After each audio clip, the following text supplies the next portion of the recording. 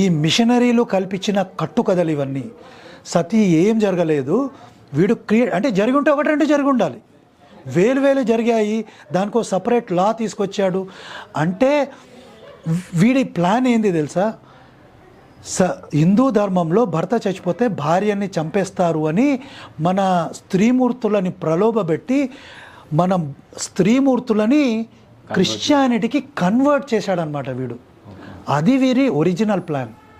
సతీసహగమనం అనేది ఒక దురాచారం లాగా చూపెట్టి కన్వర్ట్ చేయడం అన్నమాట.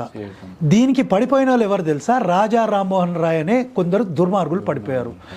ఇంకోటి ఇక్కడ నేను ఓపెన్గా చెప్తా కిరణ్, రాజా రామ్మోహన్ రాయ్ అనే దుర్మార్గుడు హిందూ కాదు, వాడు అప్పటికే క్రిస్టియానిటీకి కన్వర్ట్ అయ్యాడు. దీనికి ఆధారం నేను చెప్తా. వాడు చచ్చిపోయింది ఇంగ్లాండ్లో వాడిని ఒక చర్చిలో పాతిపెట్టారు.